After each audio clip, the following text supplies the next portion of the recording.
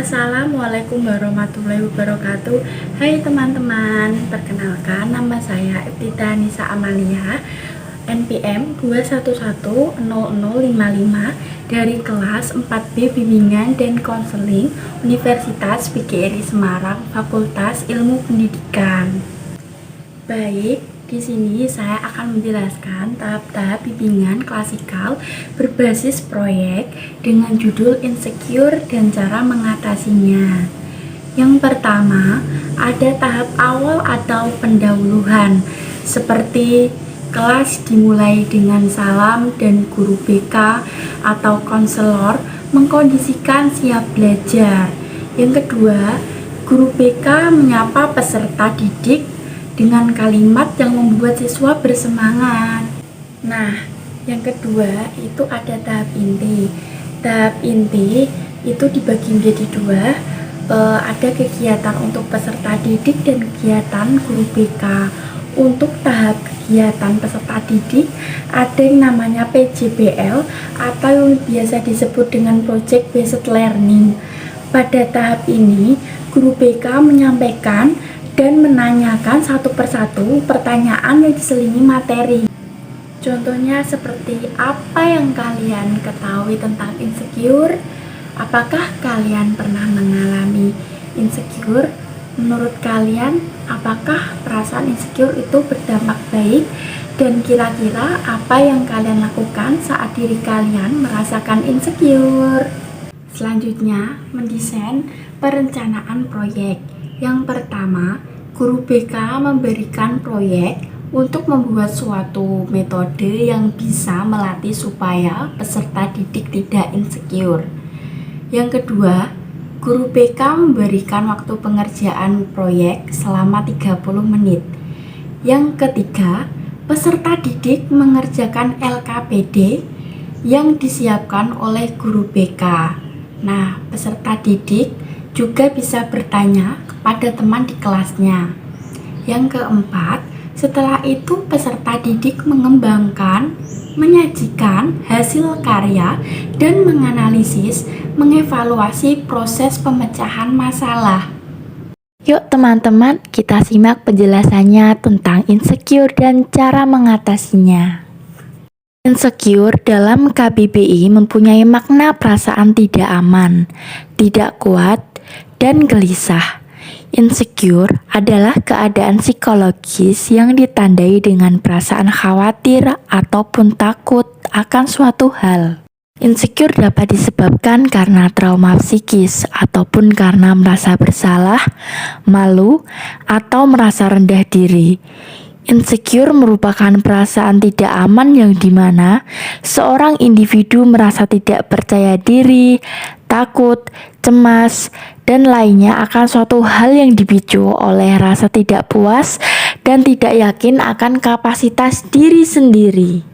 Orang yang mengalami insecure umumnya merasa ditolak dan terisolasi, cemas, pesimis, tidak bahagia, merasa bersalah, tidak percaya diri, egois, dan cenderung neurotik.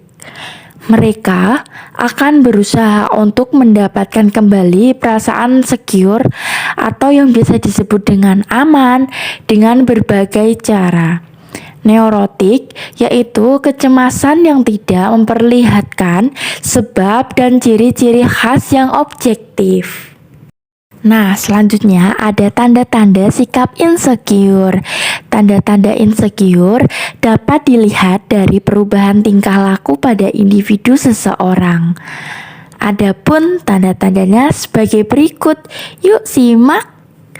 Yang pertama, menghindari interaksi sosial. Yang kedua, merasa tidak ingin keluar dari zona nyaman. Yang ketiga, sering membandingkan diri dengan orang lain.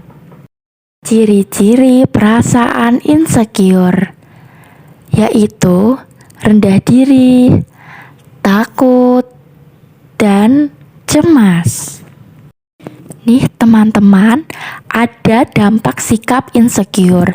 Teman-teman tahu kan, dampak sikap insecure itu ada banyak sekali.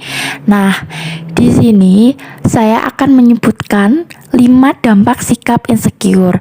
Sebelum saya menyebutkan, saya akan menjelaskan dampak sikap insecure, yaitu perasaan insecure berkepanjangan dapat berdampak buruk bagi kesehatan mental atau yang biasa disebut dengan depresi. Nah, selanjutnya ada contoh dampak sikap insecure. Untuk yang pertama, yaitu sulit mempercayai orang lain. Yang kedua, merasa paranoid dalam banyak hal. Yang ketiga, dipandang arogan oleh orang lain karena individu berusaha keras menutupi rasa tidak aman mereka. Yang keempat, merasa tidak dicintai dalam setiap hubungan karena tidak ada komunikasi yang mendalam. Yang kelima, membuat orang lain ketakutan karena mereka insecure akan kehilangan orang itu. Baik teman-teman, selanjutnya ada merancang dan membangun cara supaya diri tidak insecure. Nah, pertama, selalu tingkatkan rasa percaya diri. Kedua, pilih lingkungan dan suasana yang positif. Ketiga, matikan sejenak ponselmu atau lakukan detox peserta didik sosial. Keempat, berlatih self-compassion dengan cara berbicara yang baik dengan diri sendiri. Kelima, habiskan waktu dengan orang-orang terdekat atau tersayang karena hal ini dapat membantumu menghargai kualitas dan perspektif untuk dirimu sendiri. Nah, ini nih bagian yang teman-teman tunggu, yaitu solusi mengatasi insecure. Saya mempunyai 3 solusi. Nah, untuk yang pertama, yaitu lakukan langkah kecil untuk membangun kepercayaan diri. Contohnya seperti menghilangkan perasaan insecure tidak terjadi dalam semalam. Ini adalah perjalanan panjang. Jadi, persiapkan langkah-langkah kecil untuk membangun kepercayaan diri. Nah, yang kedua, jangan menjadi orang yang self-centered. Rasa insecure wajar. Peserta didik mengalami dalam sebuah hubungan asmara. Misalnya, kita merasa insecure ketika pasangan tidak membalas chat, padahal status WhatsApp-nya online. Seperti itu. Nah, untuk yang terakhir, itu ada meninggalkan teman toksik. Sadar atau tidak, teman toksik ada di sekitar kita loh. Mereka ada di sekeliling kita dan kerap melontarkan komentar-komentar negatif yang membuat kita merasa insecure. Jadinya kita itu tidak boleh insecure teman-teman. Semangat! Nah, setelah menyimak penjelasan tentang insecure, apakah teman-teman sudah mengerti tentang insecure itu apa dan cara mengatasinya? Selanjutnya, ada tahap kegiatan guru BK. Untuk tahap kegiatan guru BK, yaitu tahap inti untuk mengajukan pertanyaan, pemantik, dan menyampaikan materi sesuai dengan permasalahan yang dibahas.